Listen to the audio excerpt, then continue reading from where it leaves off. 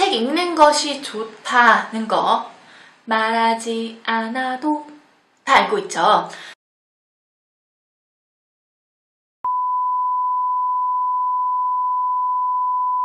아이들의 책을 보면요, 그림체도 다르고 글씨도 많은 거, 적은 거, 스토리가 긴 거, 짧은 거, 그림 큰 거, 그림이 많은 거 막 너무 다양합니다.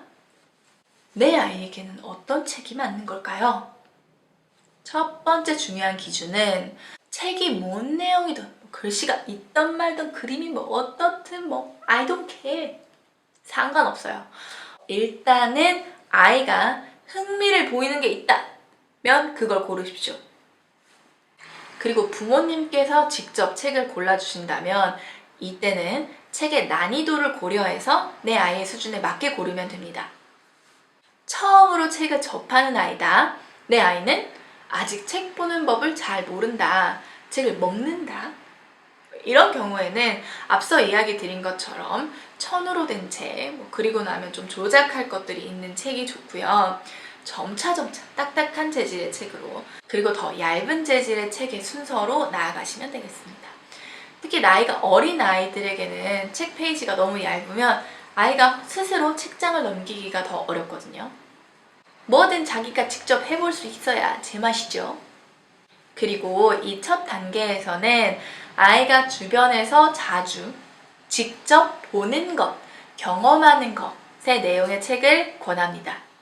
집에서 맨날 보는 숟가락, 컵, 수건, 이런 친숙한 사물이 나온 거, 사과, 주스, 이런 아이가 먹는 음식들, 혹은 인형, 블록, 이런 장난감이 있는 내용들이면 좋습니다.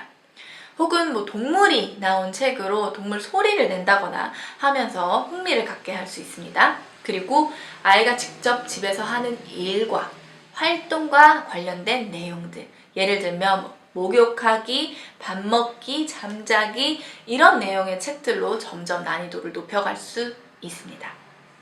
이렇게 아이가 직접 보는 것, 하는 것, 실제로 아이가 경험하는 것을 책으로 접하게 하는 것은 중요합니다. 그래서 이 책에 지금 여기 있는 이 사진이 이 실제 사물을 말하는 거다. 이거 내가 보던 거다. 이렇게 연결하면서 아이가 이해할 수 있게 해주기 때문입니다. 이해하는 게 곧 진정으로 책을 보는 거, 책을 읽는 거고, 그리고 이게 이해가 가야지 점점 더 참된 재미도 느끼게 되니까요.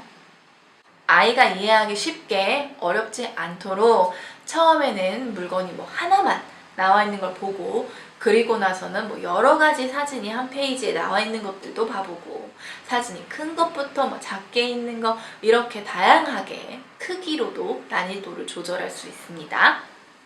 또한 맨 처음에는 실제 사진으로 나와 있는 책, 다음에는 사실적인 그림으로 된 거, 더 나중에는 좀 더 추상적인 그림으로 된 거, 이렇게 이 그림에 있어서도 난이도를 조절할 수 있습니다.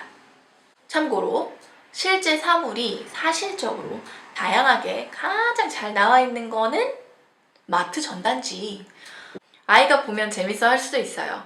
오늘은 뭐 여기 이렇게 전단지에 있는 거 이거 사러 가자고 하면서 사진도 보고 진짜 그 음식도 사고 하면서 아이는 이해도 하고 엄마와 상호작용도 하고 대화도 하고 그리고 맛있고 할인도 받고 뭐 그런 거죠.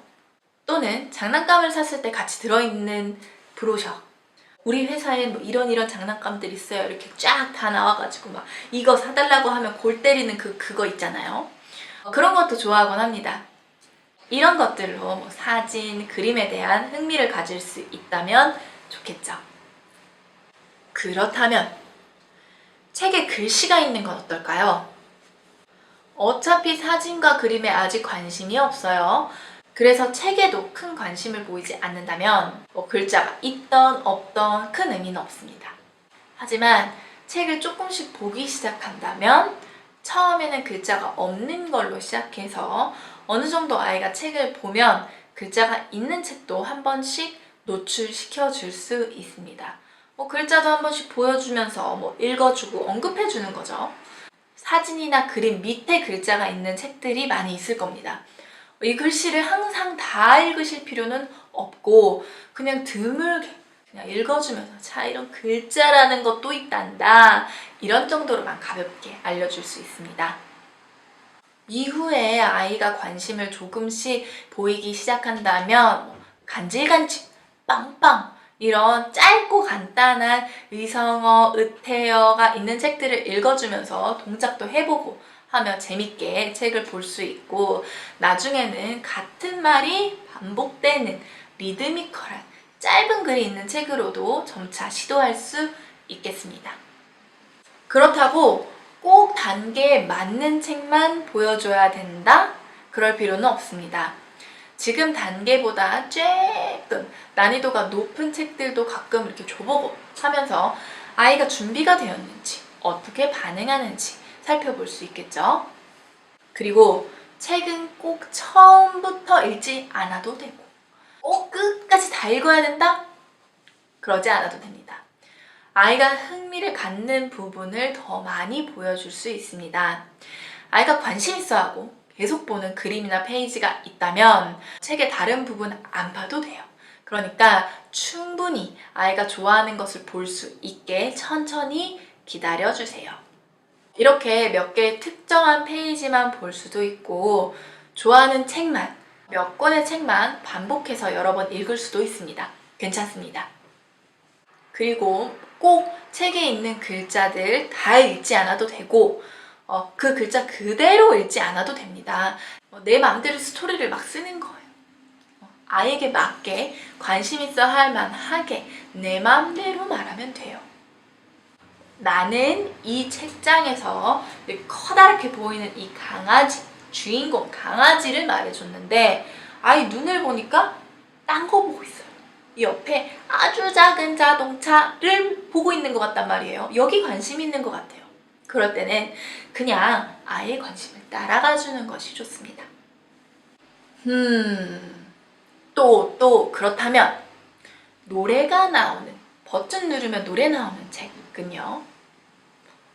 책을 처음 접할 때는 좋습니다.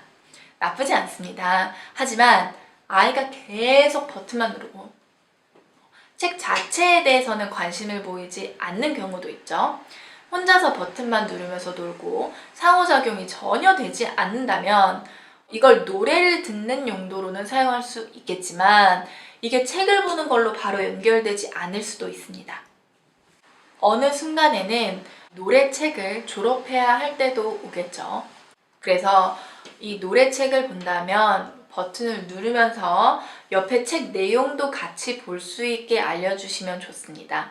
말씀드린 것처럼 이것저것 조작해보는 것이 있는 책도 소개해주면서 책 페이지에 관심을 가질 수 있게 해주면 좋겠죠.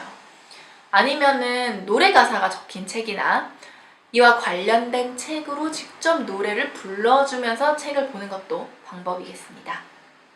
오늘은 이렇게 책에 대해 이야기해 보았습니다.